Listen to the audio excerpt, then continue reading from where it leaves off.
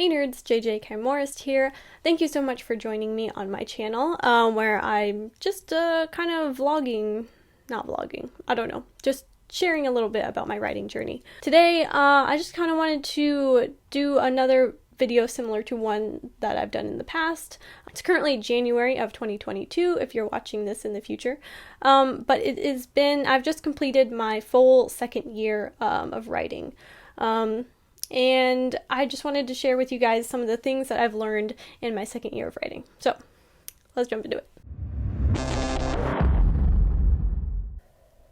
The first thing I've learned this year is actually studying your craft, not just reading books, fiction books in the genre that you're writing, but actually reading books about writing, like the non-fiction section of the bookstore that I've kind of scorned and avoided at all costs most of my life, has really become invaluable to me. I can't talk. I just kind of wanted to share with you guys a couple of books that I've read this year that were just amazing and just kind of changed my whole world as far as writing goes. So, the first book is this one, Save the Cat Writes a Novel by Jessica Brody. This book was awesome when I was outlining my most recent book. It's really, she puts it in such easy terms to understand, and really just walks you through things step by step. And so this is kind of adapted from a screenplay mode of writing a story, and she adapts it to novels. And one of my favorite things about this book is the examples that she uses are all things that I've seen or read. So that all her examples have been from books that I've read, all her movie examples are from movies that I've seen. So this book is fantastic. It is a very easy to understand and very simple outline of where to put all the plot beats in your story. And so this was amazing for me when I was in the outlining stage of writing my story. And then the next step up from that is John Truby's The Anatomy of a Story. So I would suggest reading Save the Cat Writes a Novel first, because it kind of gives you this base understanding of this whole, what do you call it? I don't know, step-by-step way of writing a story. This one goes way more in depth into the specific plot beats, why they're important, how you can change them around, and things like that. And it's kind of funny because these two books, the writers will say that they don't believe in the other person's approach. This guy says he doesn't like using the 3-act structure, whereas Jessica Brody definitely uses 3-act structure. But it's funny because you'll find very similar things in both of these books. So even though the two authors don't really agree on the same approach, you'll see the same things in both books, and you'll kind of be able to read between the lines and interpret them the way that you would want to write your story. But this book is amazing. I think if you only read one book on writing, I would start here, just because it is really in-depth. And my only complaint with this one is that the examples that he uses are not necessarily from things that I've experienced. He uses Casablanca a lot as an example, and I've never seen Casablanca, and some other kind of older things that I haven't experienced. So that's really my only complaint, as far as his examples are not, to me, as relatable as Jessica Brody's are. But this is an amazing book. I really suggest you read it, especially if you're in the outlining phase, and or if you're in the very first revision phase. And then the third book that I would suggest is Self-Editing for Fiction Writers by Rennie Brown and Dave King. Sorry, didn't even know their names. Sorry. This book was amazing for me while I was doing my third round of revision. And they point out things that I am so guilty of that I didn't even know I was doing wrong. If you're in the revision stage of your writing, I would absolutely suggest reading this. It points out a lot of things that you really don't notice as a writer in your own work until someone points it out to you and says, this is annoying, or don't do this. For example, one of the biggest things I learned from this book was not to repeat myself 100 million times.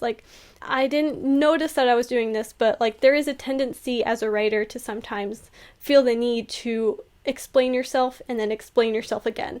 Whereas the reader doesn't need that. It just kind of adds extra fluff, and it can also be annoying if you're just kind of hitting someone over the head with the same information again and again and again. The reader will get it. If you say it once, and it hits the mark, it's enough. If it doesn't hit the mark and you feel like you need to say it again, you should probably re-examine the way you said it the first time. So yeah, I ended up going through my book and taking out just a lot of words that were repetition and just kind of reiterating what I had already said. So that's like one huge thing that I learned from this book. There's also a couple of other really big things that helped me with my revision when reading this book. So those are the 3 books that I suggest. Those are probably the 3 books that had the biggest impact on my writing for this year. The second thing that I learned this year was just kind of learning to put yourself out there. Not only your writing, but also yourself as a person can be really rewarding. So there's kind of like 2 parts of this. So first is just like sharing your story with other people, like sending short stories off to be hopefully published in anthologies or in magazines, but also just like reaching out to fellow writers and building connections, if that's like maybe gaining some beta readers or meeting with a writing group or finding someone to eventually become your critique partner. I feel like that's been a big deal for me as far as this year staying motivated and staying consistent with my writing has been because I had some other people who were also writers kind of pushing me along in this journey. So I have a writing group that I meet with once a month. We went on hiatus for a little bit for a while this year, but yeah, having someone who's in the same boat as you, who can relate to the struggles of being a writer, is not only just good for you, like psychologically, and motivation wise, but also like if you are trying to get something published or if you want to take your writing career to the next level, obviously you're going to need someone to review your work for you and help you make it better. And so I've actually met one of my critique partners just through Twitter. So I think like reaching out to someone online or in person can be really beneficial to you. Like you never know, like what kind of opportunities you'll unlock or the people who you'll meet or someone that can really help you with your writing, and you can also help them with their writing. So yeah, though it can be kind of like nerve-wracking, especially for a lot of us who are introverts like me, it can be kind of hard to put yourself out there and to, share your work or like just interact with people in general, but I think it's definitely worth it. And the third thing that I learned this year is sometimes you need to hear the same critique so many times until it finally sinks in. And sometimes I think you're just not ready to accept certain things about your writing. But I think if you once you get that same critique again and again and again, then eventually you kind of start to realize, oh, maybe I shouldn't be putting so much, emphasis on this or, overwriting or underwriting, you know what I mean? Sometimes it just takes a long time for things to sink in. So I think that can be kind of frustrating when you're like, I just need to get better. What do I need to do to get better? And I think a lot of it is just, it takes time. It takes time for you to accept where your failings are. And that's okay. I think that's just all a part of the process. So yeah, that's something I learned this year. It's like, I wanted to ignore certain critiques for a long time because I just disagreed with them completely. But then eventually I kind of found a middle ground where, I was like, oh, okay, I see what you're saying. I don't need to absolutely remove all the things I'm doing or change them completely. I just need to not make my prose quite so purple. Like there's a time and a place for it. I don't need to do it throughout the whole text. So that's, just another thing that I learned this year. And then the fourth thing that I've learned most recently is that it's okay to take a break from writing. What I think is really interesting is how writers have such different modes of operating, and everyone has like their different style of writing. Like some people cannot write every single day. Like they just, it just doesn't work for them. Even though that's the advice you hear all the time is you need to write every single day. And I think that works for some people and it doesn't work for other people. And I think that's totally fine.